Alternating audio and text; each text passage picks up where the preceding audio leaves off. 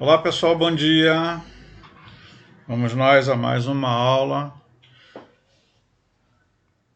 da nossa Escola Bíblica Dominical. Nós somos da Primeira Igreja Batista em Ponte Paraguai, estamos situados em São Gonçalo, no estado do Rio de Janeiro. Nossa classe é a classe de doutrinamento. Esta aula está sendo produzida em vídeo por conta da reclusão social causada pela epidemia, do coronavírus. Vamos lá, começando, partimos para os nossos motivos de oração. Vamos orar pelo nosso país, oremos pelo nosso país, para que o Senhor venha ter misericórdia do nosso país, que venha, Senhor, nos livrar desta praga, Senhor, que venha livrar muitas almas, que venha livrar as nossas almas, Senhor, que o Senhor possa estar guardando o nosso país disso tudo. Que o Senhor venha ungir a mente dos nossos governantes para que eles saibam, tenham o discernimento do que fazer, daquilo que é melhor para o povo, daquilo que é melhor para aqueles que estão sofrendo. Que o Senhor possa ter misericórdia deles. Orar pelas pessoas que já estão contaminadas, em estado grave ou não, por essa terrível doença que é a Covid-19. Que o Senhor possa estar livrando-as do leito, do hospital, que as pessoas possam sair com vida e saúde, que todos os medicamentos e tratamentos médicos sejam dados e orientados por Ele. E pelas pessoas que estão sofrendo a fome e o desemprego. Nós sabemos que a fome já vinha acometendo várias pessoas no mundo, e agora então, que é uma crise mundial, não vamos esquecer disso, que isso não é uma crise só aqui no nosso quintal, é uma crise mundial, e o desemprego mundial anda grande, muito grande. E isso também vai refletir no nosso país, que Deus tenha misericórdia do nosso país. Pelas igrejas do Senhor Jesus, tá? Mas eu não estou pedindo pelaquela igreja lá de cimento não, e telhado não, estou pedindo pela igreja, pela igreja você, que nós possamos sair diferente dessa história, que nós possamos sair com um avivamento espiritual, tá? Que Deus possa estar nos orientando, nos guiando, e que a gente possa estar dando também espaço ao Senhor de trabalhar nas nossas vidas. Vamos para nossa palavra de conforto. A palavra de conforto do dia de hoje está lá no livro de Mateus, no capítulo 28, no versículo de 5 a 7, que hoje, domingo de Páscoa, não podia trazer uma outra palavra que não fosse uma palavra dessa de ressuscitar, trazendo a mensagem da ressurreição de Cristo. E diz assim: mas o anjo, respondendo, disse à mulher: não tenhas medo, pois eu sei que buscais a Jesus que foi crucificado. Ele não está aqui, porque já ressuscitou. Como havia dito, vinde, vede o lugar onde o Senhor jazia. E depois, imediatamente, dizei aos seus discípulos que já ressuscitou dentre os mortos. E eis que ele vai adiante de vós para a Galiléia. Ali o vereis. Eis que eu vô-lo tenho dito. Então, uma bela mensagem, onde todas as esperanças tinham acabado, tinham morrido na sexta-feira com a crucificação de Jesus, com sua morte. Os discípulos ficaram chorosos, desesperados, porque ele havia morrido. Aquele grande amigo, antes de ser o Jesus, era um grande amigo deles. E eles ficaram desesperados. 3 dias depois vem a mensagem que ele ressuscitou, que estaria com eles de volta na Galiléia. Então, meus irmãos, no dia de hoje, no domingo de hoje, que essa mensagem sirva para nos trazer esperança de um dia melhor, de que isso tudo que está acontecendo vai passar. Vai passar. Vai passar. Nós vamos vencer essa epidemia em Cristo Jesus. Vamos à nossa aula de hoje? Vamos lá. Nossa aula de hoje é a segunda lição da revista Palavra e Vida, que fala sobre a vida de Paulo. Tá? Então, semana passada nós falamos um pouco da conversão de Paulo, e hoje nós vamos falar da universalidade da obra de Cristo. Então vamos lá. Eu preparei aqui para os irmãos 2 tópicos sobre universalidade. O primeiro tópico fala da universalidade para todos. tá? Sem distinção, para todas as raças, para todos os povos, para todo aquele que quer Jesus como Salvador. Tá? Então, essa é a primeira universalidade, né? Ela poderia ser una, mas eu separei em duas. E a segunda universalidade é que essa pregação, que esse Jesus, ele tem que ser o mesmo. Não pode ser um Jesus diferente aqui no Brasil, diferente lá no Japão. Ele pode ter, sabe, lugares diferentes, mas não pode ser Jesus diferente. O Jesus é um só. Então nós temos que ter esse cuidado. O cristão tem que ter esse cuidado, porque o Jesus não tem derivação. O Jesus não é um vírus que ele sofre mutação. O Jesus é um só, é único. Então vamos lá. Vamos para a primeira parte. Paulo e o Evangelho para todos. Então aí a gente está falando daquela primeira universalidade, né? A primeira universidade. Então a missão de Paulo era levar Cristo para todos. Paulo foi escolhido por Deus por causa da sua impetuosidade, por causa do seu entusiasmo, por causa do seu desempenho. O Paulo era uma pessoa muito correta, era uma pessoa muito ali tradicionalista, e Paulo gostava das suas coisas nos seus devidos lugares. Deus escolheu ele por causa disso? Escolheu ele por estratégia dele. Mas Paulo tinha todos esses derivados que nós falamos aqui. E ele foi, através de da conversão através da conversão do Cornélio, ele viu que o horizonte aberto por Cristo para evangelização. Então ele decidiu, orientado por Deus, obviamente, por Jesus Cristo, que deveria partir para a evangelização mundo afora. E foi o que ele fez. Ele organizou algumas viagens missionárias, ele tinha alguns companheiros que estavam sempre junto com ele, e que ele saiu ali pela Ásia Menor e parte da Europa, uma pequena parte da Europa, para fazer evangelização. Mas ele deixa isso bem claro para a gente, que ele veio predestinado não, meu irmão, vamos lá, que ele veio escolhido para isso, tá? Para esse tipo de missão, para evangelizar mundo afora, para chegar até nós. Nós fomos alcançados pela palavra de Paulo, pela palavra do Evangelho, pelo sacrifício de Paulo e dos outros irmãos também. Foi por isso que nós chegamos, por isso que nós recebemos a palavra do Senhor.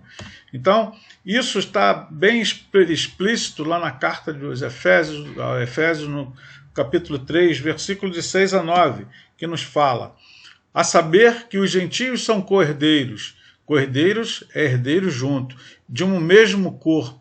O corpo que está se falando é o corpo de Cristo, e participante da mesma promessa de Cristo pelo Evangelho. Ou seja, tudo aquilo que Cristo prometeu pelo Evangelho estava à disposição dos gentios também. Do qual fui feito ministro pelo dom da graça de Deus, que me foi dado segundo a operação do seu poder. Quer dizer, tudo aquilo que Paulo adquiriu a respeito do Evangelho foi graça de Deus. Graça de Deus. E segundo a operação do poder de Deus, do poder dele, de Deus. A mim, o mínimo de todos os santos, me foi dada esta graça de anunciar entre os gentios, por meio do Evangelho, as riquezas incompreensíveis de Cristo. Irmãos, estamos falando de riqueza aqui, riqueza espiritual, não estamos falando de riqueza material, riqueza espiritual. E demonstrar a todos qual seja a comunhão do ministério, a comunhão do mistério, que desde os séculos esteve oculto em Deus, que tudo criou por meio de Jesus Cristo. Então Paulo vem nos dizer que consumiu, está consumido, está tudo ali, tudo criou por meio de Jesus Cristo. Tudo se resume a Jesus Cristo. Então vamos lá ao nosso primeiro tópico, que é o Paulo e o único Cristo. É a primeira parte, né, daquela primeira universalidade lá que nós falamos. Tá? É quando Paulo sai, tá, e prega na Ásia Menor, naquela parte ali da Ásia, que ele sai evangelizando, aquela parte toda, e a gente pode ver que a preocupação de Paulo era em estabelecer um cristocentrismo. Óbvio, o evangelho é em cima de Cristo. O Cristo é o centro do evangelho. Então não se poderia pregar outra coisa a não ser que fosse a não ser o cristocentrismo. Então, a igreja recém-formada, recém-criada, ainda com poucos pregadores, com pouco conhecimento da palavra, a igreja ficava vulnerável e sofria a influência de várias seitas que existiam naquela época. E aí a missão de Paulo era partir para aquela segunda parte da universalidade, era manter a união em Cristo. Então, vamos lá, vamos para falar da segunda parte, tá? E vamos falar de algumas seitas que vinham atacando a igreja. A igreja era atacada por algumas seitas do tipo, tá, do gnosticismo. O gnosticismo nada mais é, meu irmão, aí a gente vai ter que ler, não tem jeito. O gnosticismo talvez fosse a heresia mais perigosa que ameaçava a igreja primitiva. Como resultado dessa pressuposição, os gnósticos acreditam que qualquer coisa feita no corpo, até mesmo o pior dos pecados, não tem valor algum. A vida verdadeira existe no reino espiritual. Ou seja, faça o que quiser, né? Se prostituam, faça do corpo o que quiser, porque o corpo não tem importância alguma. O que vale é o espírito. Lê do engano, né, irmãos? Lê do engano. A gente sabe disso, que isso é lê do engano. A palavra de Deus diz que o nosso corpo é templo do Espírito Santo. Então, se é templo do Espírito Santo, nós temos que preservá-lo, nós temos que guardá-lo. Vamos a mais uma, o adocionismo.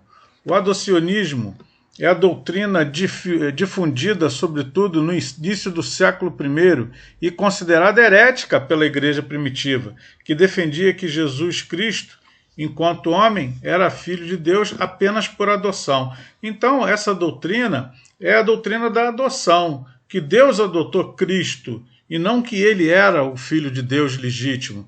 É filho por adoção. Heresia. Vamos a uma terceira e última, é o maniqueísmo. Para o maniqueísmo, o mundo é dividido entre o bem, representado pelo reino da luz, e o mal, simbolizado pelo reino das sombras.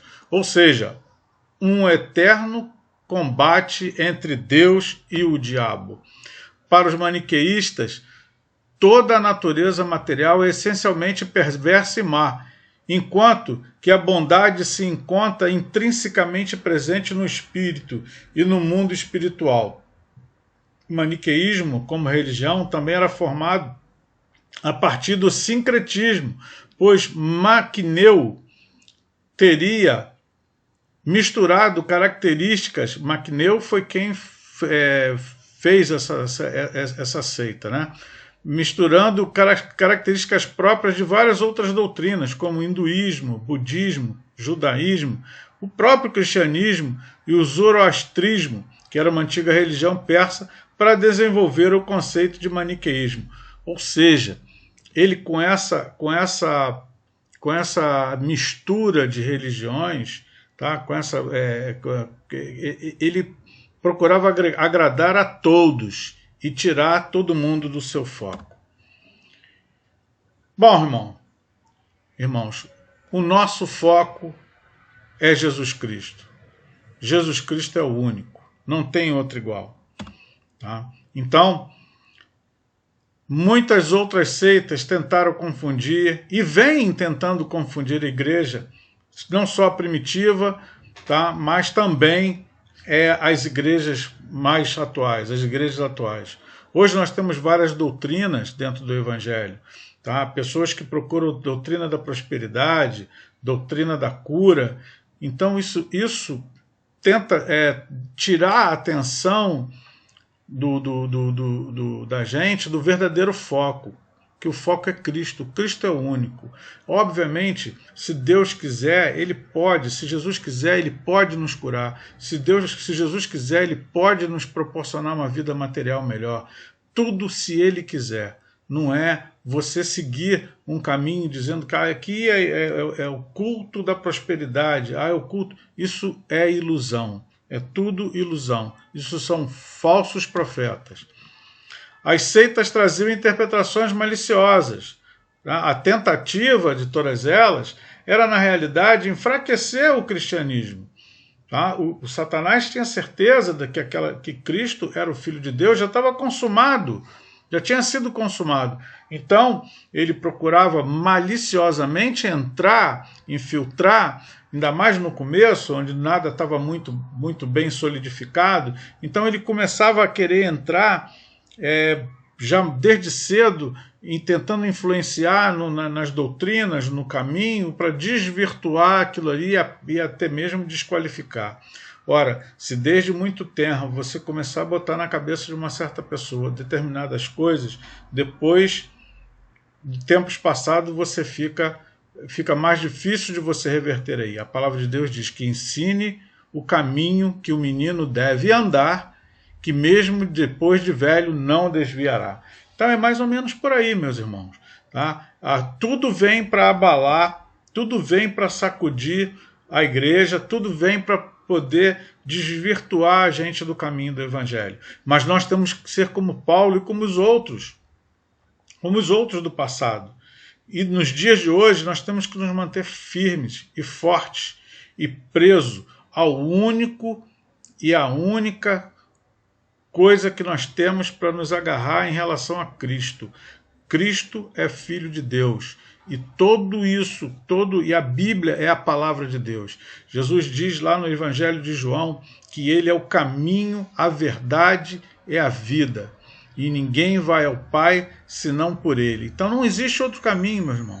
E Jesus também é a palavra. No mesmo capítulo de João, no versículo 17, Jesus, anteriormente, ele admoestava os seus discípulos, ele conversava com os seus discípulos e os lançava a outros lugares para expansão do Evangelho, levarem a palavra, e depois que os discípulos saem, Jesus começa a orar, começa a interceder por aqueles discípulos, e ele olha para aquela situação e fala: Pai, abençoa-os com a tua palavra. Não, abençoa-os com a verdade. A verdade é a tua palavra. Então, meus irmãos, Cristo também é a palavra, porque ele lá no outro versículo de João, ele diz que ele é o caminho, a verdade e a vida. Tá? Então, se ele é a verdade, ele também é a palavra. Então, fiquemos com a palavra de Jesus Cristo, ficamos com Jesus Cristo, porque ele é o único que pode nos dar a salvação. Irmãos, dúvidas? Estamos encerrando. Procurei ser o mais rápido possível. Qualquer dúvida, no grupo da igreja amanhã, no grupo do WhatsApp, nosso lá da sala, vamos discutir, vamos falar. Não fiquem mudos, tá? Vamos falar, vamos expressar a opinião de cada um a respeito do assunto. Vamos debater, tá bom? Bom domingo, boa Páscoa, Deus os abençoe. E olha,